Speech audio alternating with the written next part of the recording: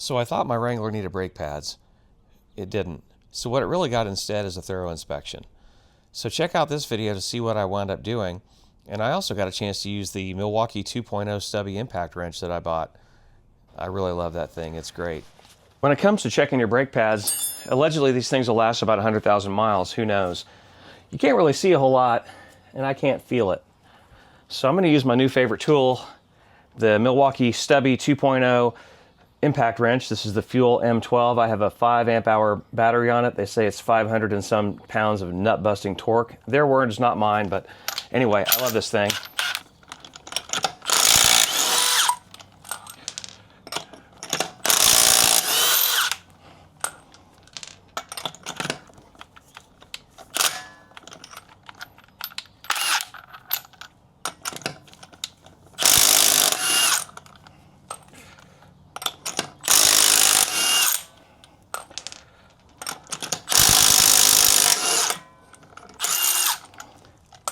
I torqued these all to 130 pounds when I rotated the tires last, but pretty tight. All right, let's see what we see.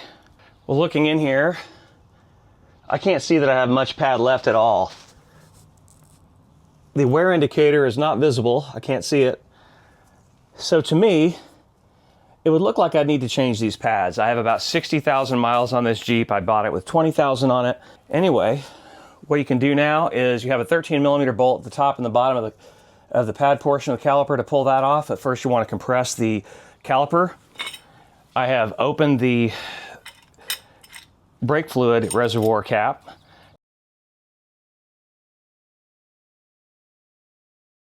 To release the pressure, and now I'm going to compress the cylinder in the caliper with the clamp. Pull this off and take a look.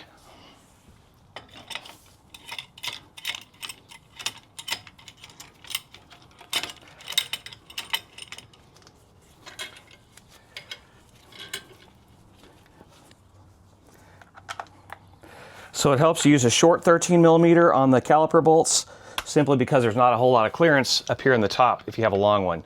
The brake line is somewhat in the way, but there's enough flex it'll come out.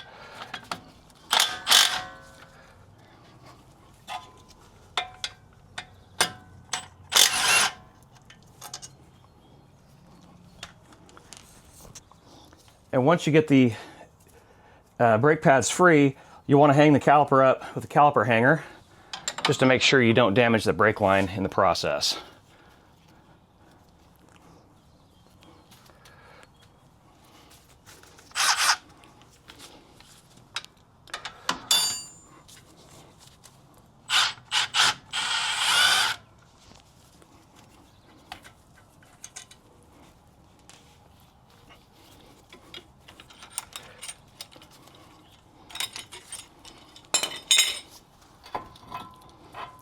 Caliper looks a little muddy, but what can you expect?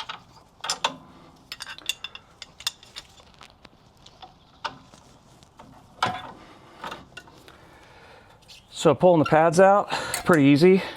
Sometimes the clips go flying. And actually, it looked like I had that much pad when actually this much was hiding. So I do have some pretty good pad wear to go.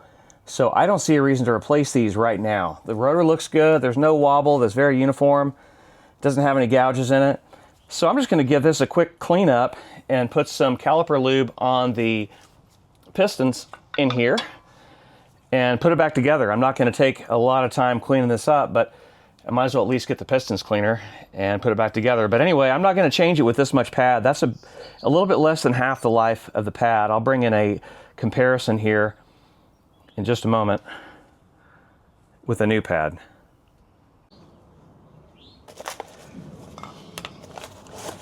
All right, so I went ahead and bought some new pads because, like I'm saying, I was only seeing the ear up here.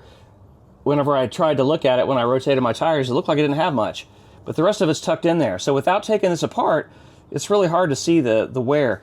The wear indicator you can see is right down here, but I hadn't heard any noises either. So that to me made me wonder, but it warranted taking it apart. Now if you look at the new pad, this is a brand new pad. This is the big brake kit. I'm not going to measure that thickness, but I feel like I have quite a bit left. I don't know if you can see that. But that's a pretty good shoulder still left there on the brake. Of course, it's bigger on the new pad, but this Jeep has 60,000 miles on it.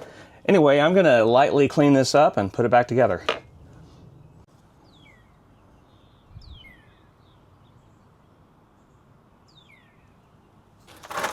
Just going to use some brake clean the threads up a little bit. I'll lube the threads with the caliper grease. And like I said, I'm going to put some caliper grease on the piston as well. Put it all back together.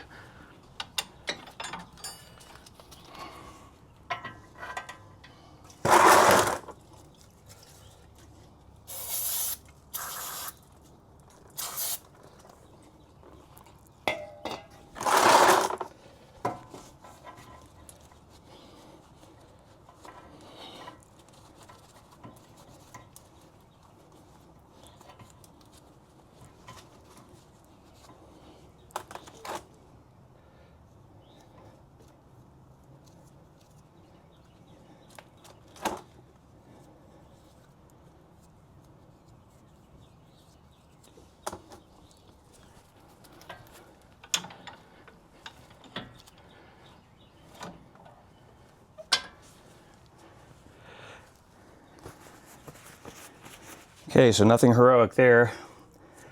The spring clips didn't fly out of there, so I'm just going to pop this back in, wipe it off. It's just going to get muddy and dirty again anyway.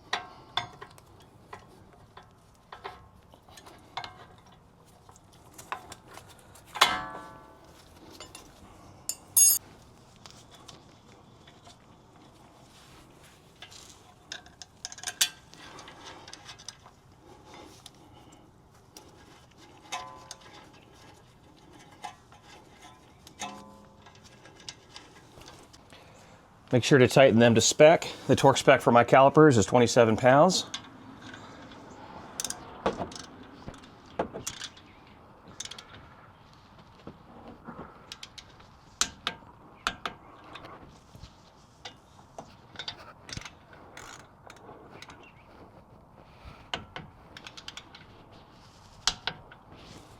And there you go.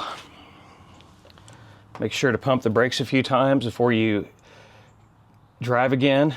And of course, before you do that, make sure you put your brake fluid cap back on.